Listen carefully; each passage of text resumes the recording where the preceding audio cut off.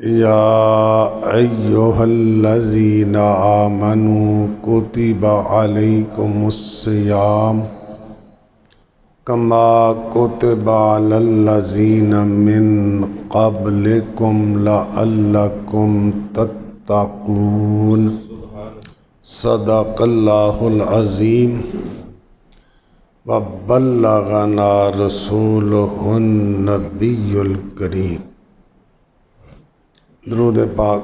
الصلاۃ والسلام علیک یا سیدی یا رسول اللہ وعلی آلک واصحابک یا سیدی یا حبیب اللہ۔ الصلاۃ والسلام علیک یا سیدی یا شفیع المذنبین وعلی آلک واصحابک یا سیدی یا حبیب اللہ۔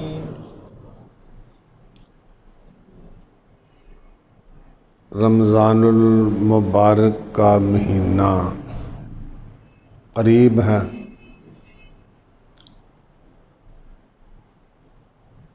اس کی عظمت کے لیے حضور کا یہ ارشاد کافی ہے۔ فرمایا اگر میری امت کو معلوم ہو جائے کہ رمضان کیا ہے، یعنی اس کی فضیلت کیا ہے، تو وہ تمنا کرے اے کاش کہ سارا سال رمضان ہی ہوتا۔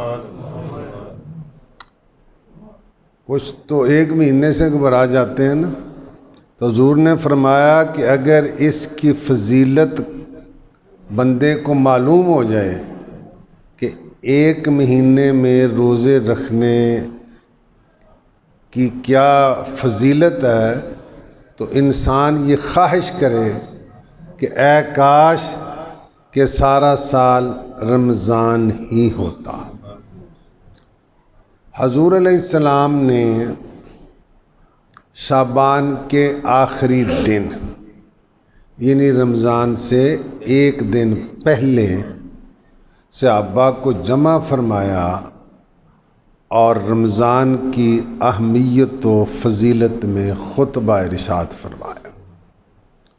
اسی سے میں چند اقتباسات پیش کرتا ہوں۔ آپ نے فرمایا یا ایھا الناس قد اظلکم شہر عظیم شہر مبارک، کہ اے لوگوں تم پر سایہ کیا ہے، یعنی قریب آ گیا ہے ایک بہت بڑا مہینہ اور ایک بڑی برکت والا مہینہ۔ دو لفظ بولے، شہر عظیم بہت بڑا مہینہ، و شہر مبارک اور برکت والا مہینہ۔ شہر فیہ لیلۃ خیر من الف شہر، اس مہینے میں ایک رات ایسی ہے جو 1000 مہینوں سے بہتر ہے۔ اس کی تفصیل پھر صحیح فرمایا من تقرب فیہ بخصلۃ کان کمن ادی فریضۃً فیما سواہ، جس نے رمضان میں کسی نفلی کام کے ذریعے اللہ کا قرب حاصل کیا، سوکھا لفظ نفلی کام کیا، چاہے وہ نماز ہو چاہے وہ نفلی صدقہ ہو، تو جس نے اس مہینے میں کوئی نفلی کام کیا تو ایسا ہے جیسے دوسرے مہینوں کا فرض ہوتا ہے۔ رمضان کا نفل دوسرے مہینوں کے فرض کے برابر، اسی لیے رمضان میں عمرے کو حج کے برابر قرار دیا گیا۔ عمرہ تو نفل ہے، فرض واجب تو نہیں ہے۔ مگر یہ نہیں ہے کہ رمضان میں عمرہ کر کے اس کا حج فرض ادا ہو گیا. جس پر حج فرض ہے وہ فرض ہی رہتا ہے، لیکن اللہ اس کو اتنی فضیلت اور ثواب عطا فرماتا ہے. وَمَنْ أَدَّى فِيهِ فَرِيضَةً كَانَ كَمَنْ أَدَّى 70 فَرِيضَةً فِيمَا سِوَاهُ. میرے آقا نے فرمایا جس نے رمضان میں ایک فرض ادا کیا اس کو دوسرے مہینوں کے 70 فرضوں کے برابر ثواب ملے گا. یعنی اب کی رحمت ہے نا، یہ مصطفیٰ کریم کی نسبت کا صدقہ. ہمارا تو کوئی کمال نہیں نا، یہ سارا صدقہ ہے مصطفیٰ کریم صلی اللہ تعالیٰ علیہ وسلم سے نسبت اور تعلق کا. رمضان کا نفل دوسرے مہینوں کے فرض کے برابر اور رمضان کا فرض دوسرے مہینوں کے 70 فرضوں کے برابر. یہ اللہ کی کتنی رحمت کی بارش ہوتی ہے رمضان پاک. فرمایا واہ شہر الصبر، یہ مہینہ صبر کا مہینہ. ابھی تو زیادہ گرمیاں نہیں ہیں، سب نے گرمی کے بھی روزے رکھے ہوئے ہیں. گرمی کی شدت ہے، سخت پیاس لگی ہوئی ہے، کمرہ بند، ٹھنڈا پانی موجود، کوئی دیکھنے والا بھی. تو بندہ یہ صبر کرتا ہے اللہ کی رضا کے لیے. اس لیے کہتے ہیں کہ روزے میں دکھاوا نہیں ہو سکتا.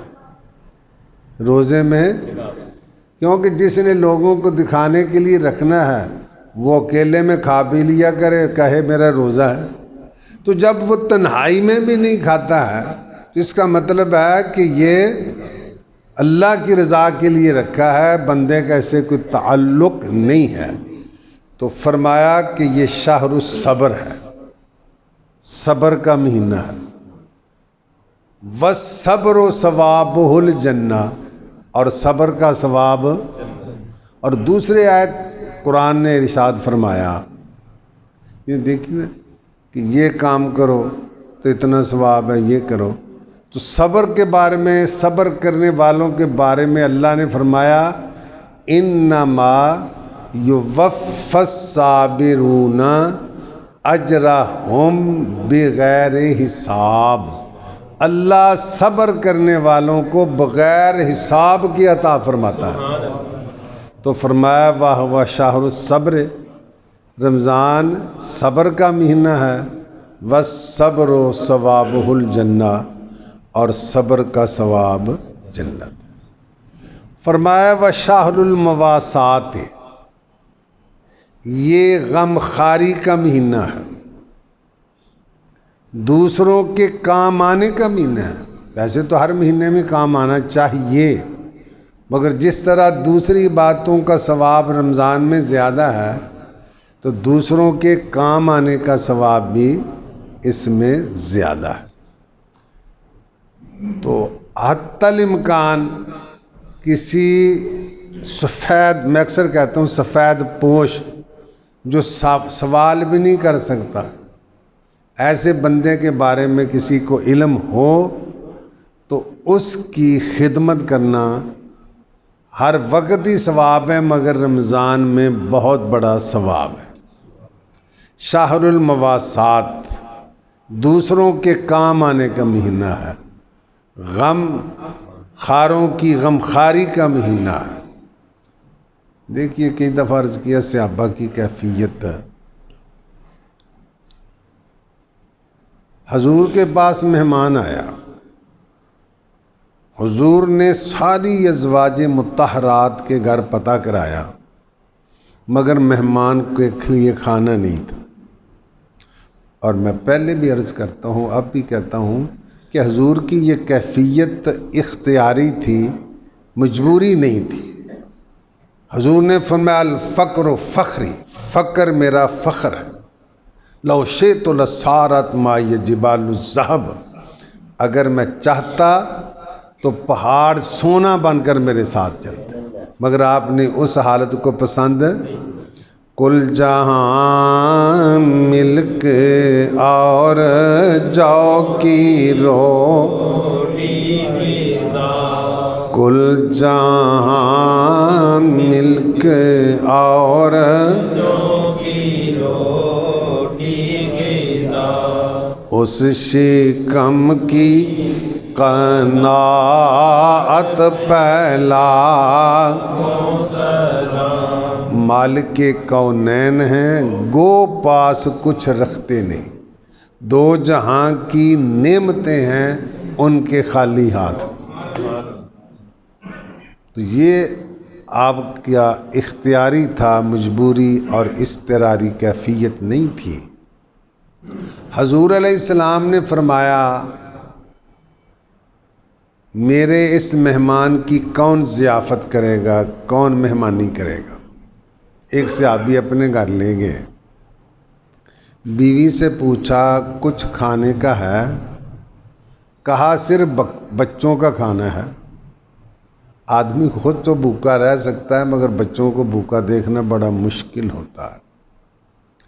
مگر سرکار کا مہمان تھا، فرمایا 90 صبیانک، بچوں کو سلا دو بہلا پھسلا کر۔ اور جب ہم کھانا کھانے بیٹھیں، اگر ہم مہمان کے ساتھ کھائیں تو کھانا تو اتنا نہیں ہے کہ سب کا پیٹ بھر سکے، تو مہمان بھوکا رہے گا۔ اور اگر ہم نہیں کھائیں گے تو مہمان سمجھے گا کہ انہوں نے مجھے اس قابل ہی نہیں سمجھا، تو اس کی عزت نفس مجروح ہوگی۔ اس لیے جب ہم کھانے کے لیے بیٹھیں تو یوں کرنا ہے اطفئ سراجا کی، بتی چراغ کی ٹھیک کرنے کے بہانے سے اٹھنا ہے اور دیے کو بجھا دینا۔ تو پھر دیا بجھ گیا، مہمان کھاتا رہا اور دونوں ایسے ظاہر کرتے رہے کہ کھا رہے ہیں لیکن کھا نہیں رہے تھے۔ مہمان کا پیٹ بھی بھر گیا، اس کی عزت نفس بھی مجروح۔ جب صبح ہوئی تو حضور کی بارگاہ میں پہنچے تو اللہ نے قرآن کی آیت نازل فرمائی، وَيُؤْثِرُونَ عَلَىٰ أَنفُسِهِمْ وَلَوْ كَانَ بِهِمْ خَصَاصَةٌ، وہ دوسروں کو اپنے آپ پر ترجیح دیتے ہیں اگرچہ انہیں شدید ضرورت ہو۔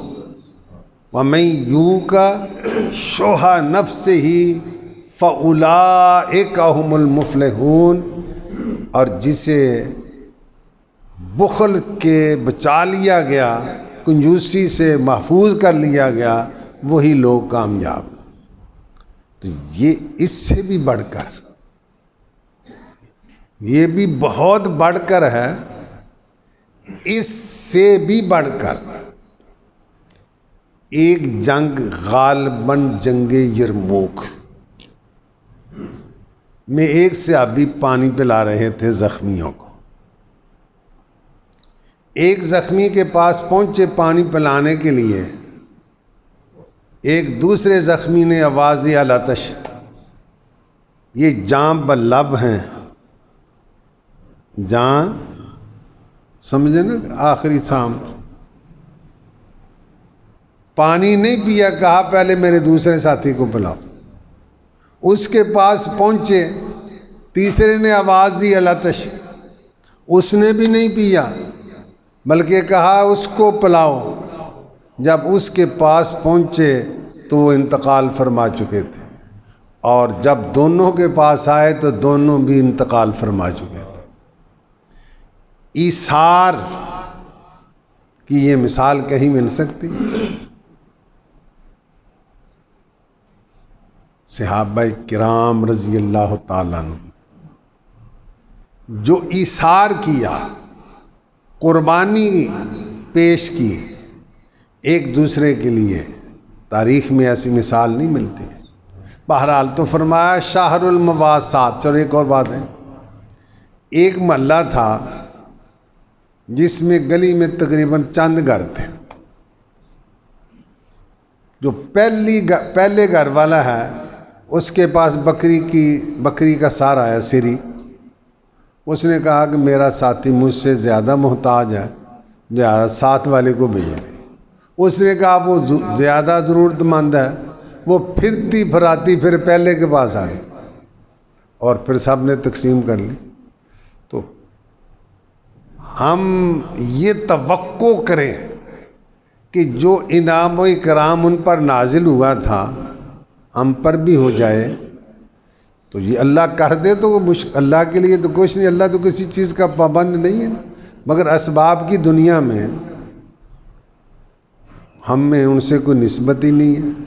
یہ نسبت خاک را با عالم پاک، ہم جیسوں کو ان سے کیا نسبت ہو سکتی ہے؟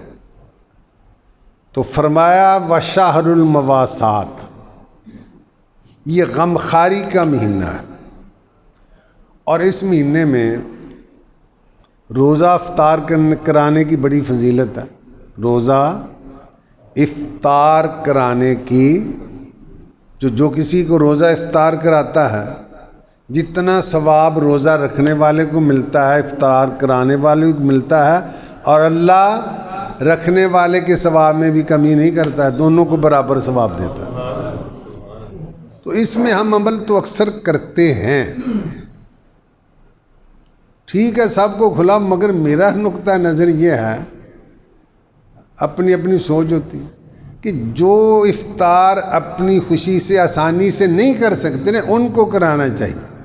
دوست احباب کو بھی کرانے میں حرج نہیں ہے، دوست احباب کو بھی، مگر جن کے گھروں میں راشن نہیں ملتا ہے یا وہ اپنے گھر میں اعلیٰ افطار نہیں کر سکتے ہیں ان کو کراؤ تو زیادہ ثواب ہوتا ہے۔ گل صحیح ہے کہ نہیں؟ مگر ہم کراتے ہیں اور پھر وہ اکثر دیکھا گیا ہے کہ ان میں جن کو افطار کی دعوت ہوتی ہے نا بے روزگار بھی بہت ہوتے ہیں، بے روز بھی۔ تو افطار تو روزے داروں کو کرانا، پھر اپنی نامنموش کے لیے اللہ سب کی نیت کو جانتا، میں اس طرف نہیں جاتا۔ تو بہرحال کوشش کرنی چاہیے کہ ان کو افطار کرایا جائے جو اپنے گھروں میں اعلیٰ طریقے سے افطار نہیں کرتے تو ہیں مگر اعلیٰ طریقے سے۔ تو فرمایا یہ شہر المواسات ہے، غمخواری کا مہینہ ہے، دوسروں کے کام آنے کا مہینہ ہے۔ اور فرمایا شہر اولہ رحمت و اوسطہ مغفرۃ و آخرہ عتق من النار، کہ یہ جو مہینہ ہے اس کا پہلا یعنی پہلا عشرہ کہہ لو رحمت ہے، درمیان والا بخشش ہے، اور آخری آگ سے آزادی ہے۔ مطلب رحمت ہی رحمت ہے۔ اب رحمت، مغفرت، آگ سے آزادی، سب تو تقریباً قریب ہی ہیں۔ اللہ کی رحمت کا مطلب، مغفرت کا مطلب بھی آگ سے آزادی کرنا ہے، تو یہ مگر علماء نے کچھ اس میں تفریق کی ہے کہ کچھ لوگ ہوتے ہیں ان کے گناہ بڑے ہی کم ہوتے ہیں، ان کے گناہ تو پہلے عشرے میں ان کا کام بن جاتا ہے۔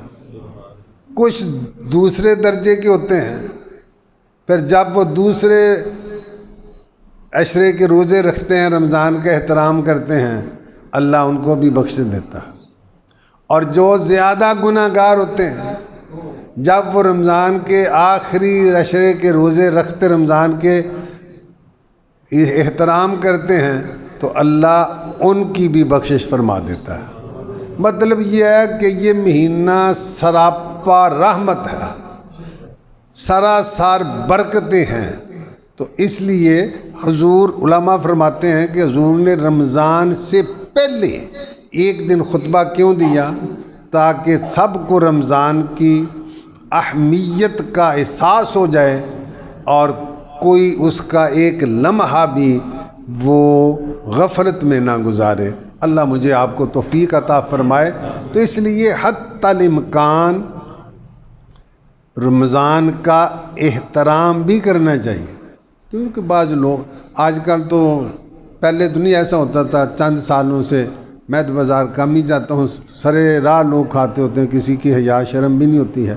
پہلے زمانے میں اگر کسی کا روزہ بھی نہیں ہوتا تھا نا، وہ ایسی جرت نہیں کرتا تھا کہ وہ سب کے سامنے کھائے، مگر آج کل تو جب اللہ سے نہیں ڈرنا تو بندوں سے کیا ڈرنا۔ تو اس لیے اگر کسی بیماری کی وجہ سے بھی کسی کا روزہ نہیں ہے تو اس کو بھی یہ اجازت نہیں ہے کہ وہ لوگ عام بندوں کے سامنے کھائے۔ روایتوں میں آتا ہے کہ ایک یہودی کا لڑکا رمضان کے مہینے میں سرے عام کھا رہا تھا، یہودی نے اسے مارا کہ تو نے مسلمانوں کے سامنے رمضان میں کیوں کھایا ہے؟ اس نے کہا ابا روزہ تو بھی نہیں رکھتا۔ اس نے کہا ٹھیک ہے میرا بھی روزہ نہیں، مگر میں مسلمانوں کی دل آزاری تو نہیں کرتا ان کے سامنے کھا کر۔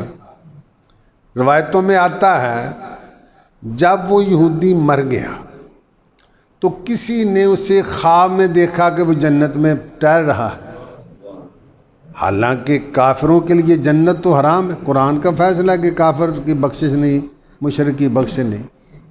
وہ حیران ہو کر پوچھتا ہے کہ تو یہاں کیسے پہنچ گیا؟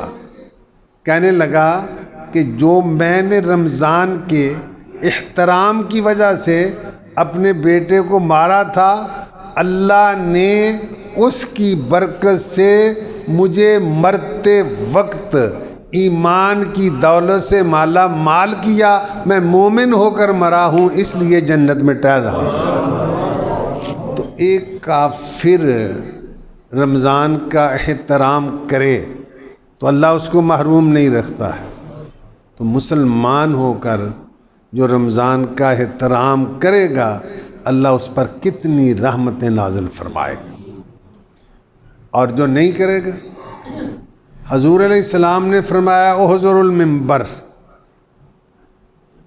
ممبر کے نزدیک نزدیک ہو جاؤ۔ صحابہ ممبر کے نزدیک ہو گئے تو آپ نے ممبر کی سیڑھی پہ قدم رکھا، کہا آمین۔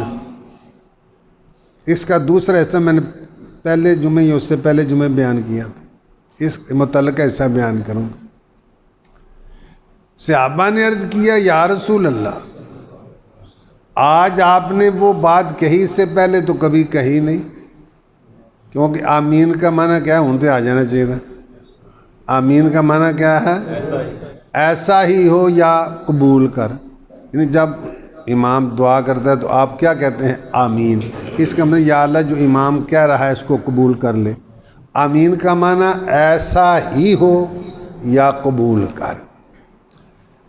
تو صحابہ نے عرض کی، کیونکہ وہاں بظاہر کوئی دعا کرنے والا نظر نہیں آ رہا تھا، تو حالانکہ یہ جو آمین ہے وہ دعا کے جواب میں ہوتی ہے نا۔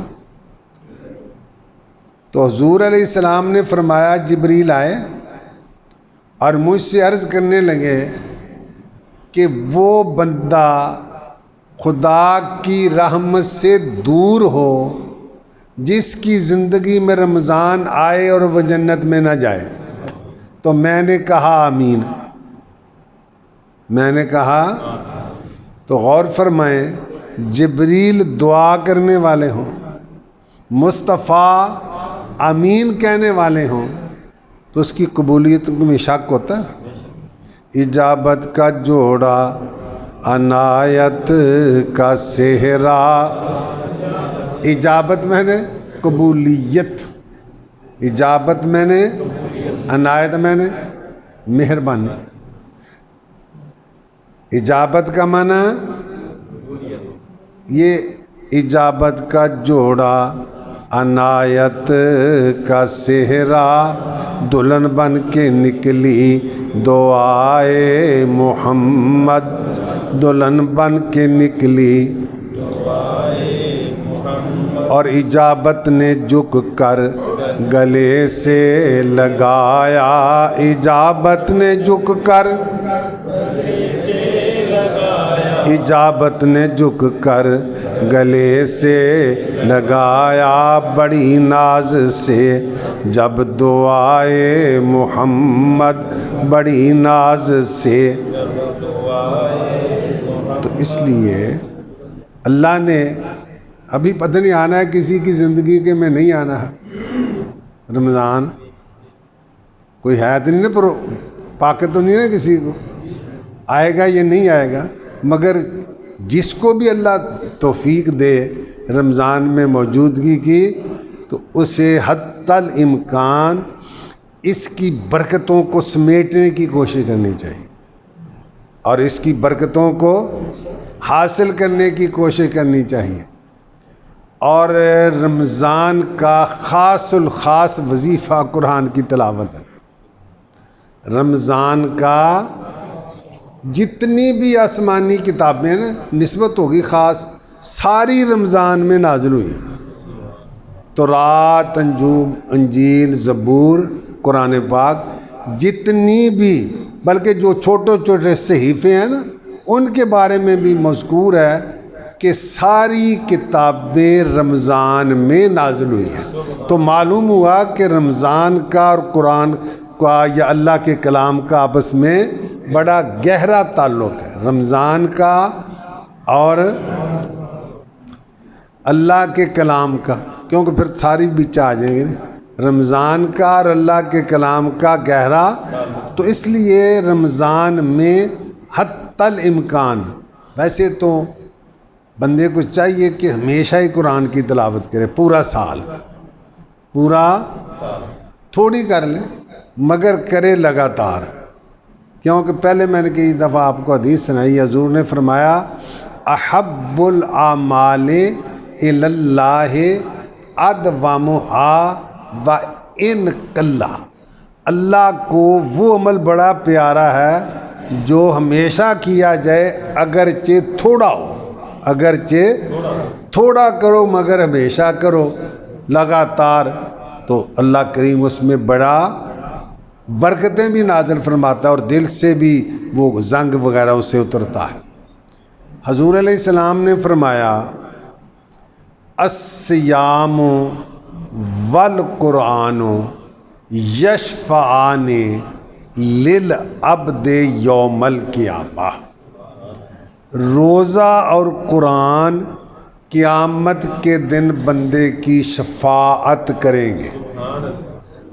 اب اللہ ان کو قوت گویائی دے گا، بولنے کی قوت، جو اللہ اس کو دے سکتا ہے اس کو بھی دے سکتا ہے۔ قیامت کے دن بندے کے ہاتھ بھی بولیں گے کہ نہیں، پاؤں بھی۔ تو اللہ تعالیٰ قادر ہے کہ وہ قوت گویائی، بولنے کی قوت قرآن کو بھی دے، رمضان کو بھی دے، روزے کو بھی۔ حالانکہ وہ دیکھو بظاہر روزے کا وجود تو نہیں ہمیں نظر آتا، روزہ کیا ہے؟ کچھ نہ کرنے کا نام ہے، اس کی کوئی وجودی چیز نہیں بلکہ عدمی چیز ہے۔ وجودی میں اے کرو، نماز پڑھو، رکوع کرو، سجدہ کرو، ایک نہ کھاؤ نہ پیو نہ جنسی تعلقات کرو، یہ نہ کرنا ہے نا، اس کو کہتے ہیں عدمی۔ تو جو چیز معدوم ہے تو بظاہر تو اس کے بولنے کا کوئی پتہ نہیں لگتا نا، مگر اللہ کے لیے کوئی مشکل۔ دوسری بات دیکھو، قیامت کے دن عمل تولے جائیں گے نا، قرآن اس کا گواہ ہے، تو عمل وہ تو عرض ہے، اس کا اپنا وجود ہی نہیں ہے۔ اب نماز کا اپنا وجود ہے، مطلب ہے وہ تو بندے کے ساتھ قائم، اس کا الگ سے کوئی وجود ہو تو تولی جائے نا، مگر والوزن یومئذ الحق فمن ثقلت موازینہ فاولئک هم المفلحون، تو اعمال کا تولا جانا حق ہے، اور جس کا نامہ اعمال وزنی ہو گیا وہ کامیاب ہے۔ تو روزہ بھی شفاعت کرے گا، قرآن بھی۔ روزہ کہے گا انی مناتہ بالنہار من او کما قال، کہ یا اللہ میں نے اس کو دن کے وقت کھانے پینے اور جنسی خواہشات سے روک کے رکھا، فشفینی فیہ، اس کے حق میں میری شفاعت قبول فرما۔ قرآن کہے گا انی مناتہ النوم باللیل فشفینی فیہ، یا اللہ میں نے رات اس کو سونے سے روک کے رکھا، اس کے حق میں میری شفاعت قبول کا۔ تو حضور فرماتے ہیں فیشفعان، روزے کی شفاعت بھی قبول کی جائے گی اور قرآن کی شفاعت بھی قبول کر کے اللہ دونوں بندے کو جنت میں داخل کرے گا۔ تو اس لیے قرآن کی تلاوت بھی کرو اور تراویح میں قرآن سننا بھی چاہیے۔ قرآن تراویح میں بھی قرآن پورا، اور کوشش کریں کہ پورا قرآن سنا جائے۔ یہ ایک اسی وقت ممکن ہے کہ جب ایک جگہ تراویح پڑھی جائے، کیونکہ بعض اوقات ہوتی ہے کہ منزل ایک نہیں ہوتی ہے نا۔ اکثر تو سوا سپارے پڑھتے، اکثر تو سب کی ایک ہوتی ہے، مگر ایسی جگہ چلا گیا کہ وہاں پہلے انہوں نے 1.5 سپارے پڑھا ہوا ہے تو انہیں تو سوا پڑھا تھا یہ، تو پھر وہ منزل جو رہ گئی ہے وہ رہ جائے گی۔ تو علماء فرماتے ہیں کہ کوشش کریں کہ تراویح میں پورا قرآن سنا جائے، پورا قرآن۔ تو اس لیے رمضان کے روزے اگر کوئی رہ جائے نا بلا عذر شرعی، تو حضور علیہ السلام نے فرمایا قابل توجہ ہے، من افطر من رمضان من غیر سفر ولا مرض ولم یقض عنہ صوم الدہر کلہ وان صامہ او کما قال، یعنی جس نے بغیر بیماری کے اور بغیر سفر کے، یعنی عذر شرعی کے بغیر رمضان کا ایک روزہ چھوڑ دیا تو ساری زندگی بھی روزے رکھے رہے تو اس کے ایک ثواب کے برابر نہیں ہو سکتا ہے۔ اللہ مجھے اور آپ کو توفیق عطا